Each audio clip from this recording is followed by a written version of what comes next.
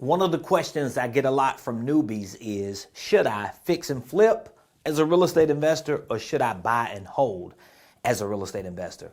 I'm going to make this answer easy. It depends. I know you don't want to hear that, but it really depends, especially on what your short-term and long-term strategy is. So as a fix and flipper, you have short-term strategies. Most likely you're trying to get today money, because that's what fix and flippers do. Of course, there are people who wholesale properties without the task of flipping the property and they get even quicker today money.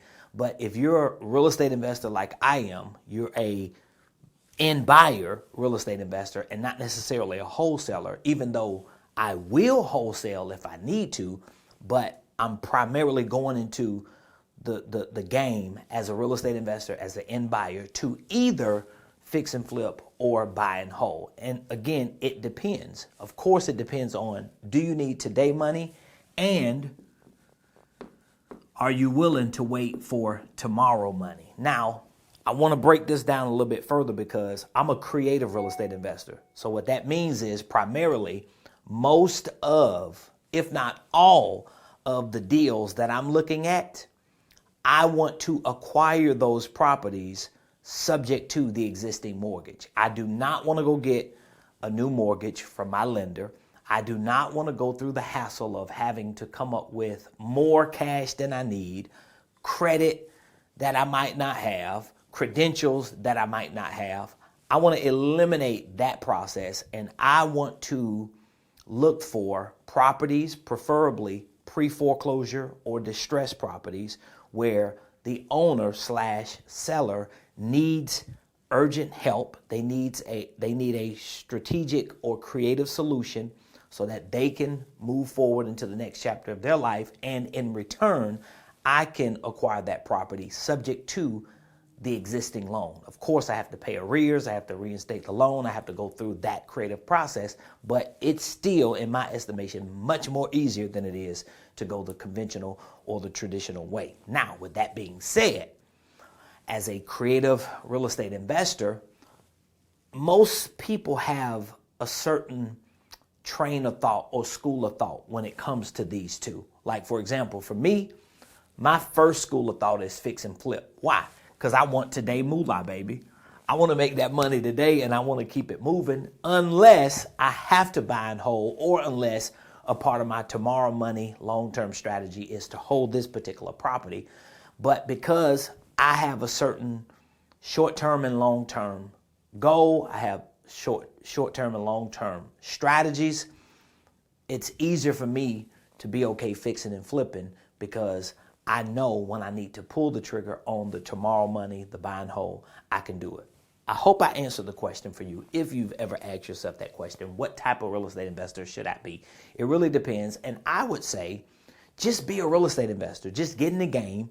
Just get deals. And when you tie up a deal, meaning that when you have deals that you've underwritten properly under contract, it's easier for you to make that decision when you start underwriting the deal. So for example, if I get a deal and I do my preliminary underwriting on the deal, I look at my numbers, my data, what am I going to take into consideration? Well, I'm going to take into consideration the fix and flip. So I'll look at either the purchase price of this property, or if it's a creative deal like subject to, I'm not looking at the purchase price. I'm looking at the existing loan balance, and then I'm going to put that against the cost of acquisition.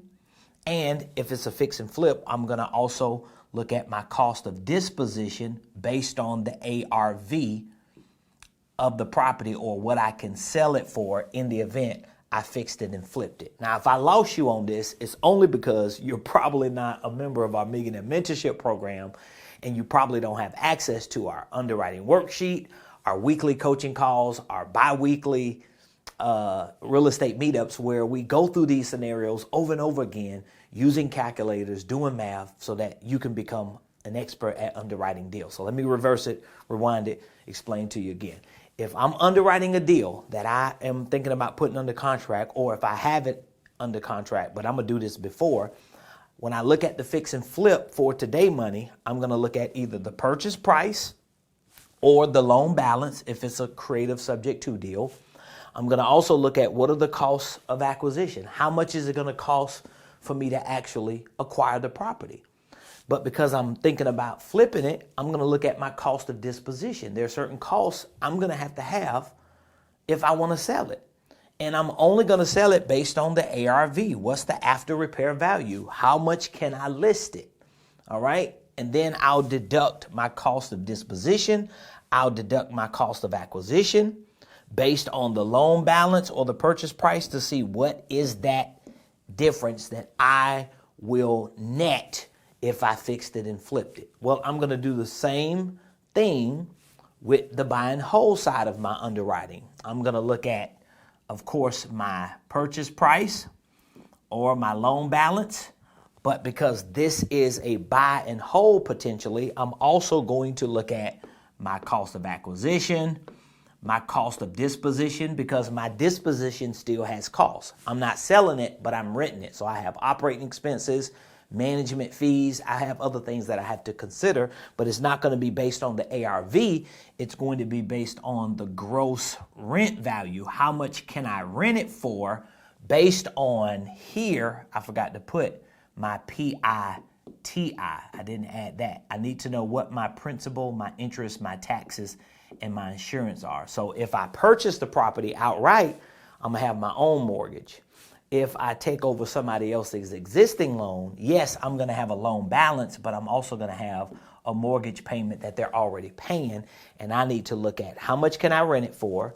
When I deduct the mortgage payment and the costs associated to purchasing it from that, how much am I actually going to net every month if I rent it? So I look at both of those scenarios. I also weigh in how much equity do I have sitting in the property. So for example, I had one deal, and I use this deal a lot for a case study, for at least a recent case study. I had one deal where when I did both of these scenarios, I would have netted $40K selling it or fixing it, flipping it. And I would have netted, I think, less than $10K a year if I rented it. But I would have left at least $40,000 on the table with a whole lot of equity sitting in a property that I'm only getting $10,000 a year. And the property was not like a perfect buy box type property. It was older than I wanted it to be. It was a little smaller than I wanted it to be. It was kind of like a starter home. And so that was easy for me to know that, okay, even though I would have loved to bought it and held it, but I needed to get that today money and not tie up, which, by the way, it cost me $78,000 to purchase my cost of acquisition. Between, paying arrears, it was a pre-foreclosure, giving the seller money, all the costs associated to insurance and repairs and renovations, everything that I had to do was $78,000. So did I want to put $78,000 of my cash up like I did? Now I gotta hold that money in. It was just sitting in the property, plus my 40 net was sitting in the property. So I literally had like $118,000 sitting there, which would have even been more equity if I didn't have to pay commissions and closing costs to sell it. So I might have had $130,000 of equity sitting in there. But did I want to let 130 sit or more? It was probably more than that. I want $130,000 of equity to just sit in this property while I make $10,000 a year, plus 78 of that 130 is real money I put up. Or did I want to get my 78 back, let the house go because it ain't the perfect house for me anyway, and make 40? So that was today money. So you have to factor all those things in. Of course, I'm kind of getting through it fast, but I hope you see how I make the determination whether I need to fix and flip it, buy and hold it, and which train of thought do I have going in the deal anyway, which my initial train of thought is fix and flip because I want today money. However, if I have to do tomorrow money with buy and hold, I will. Look in the description.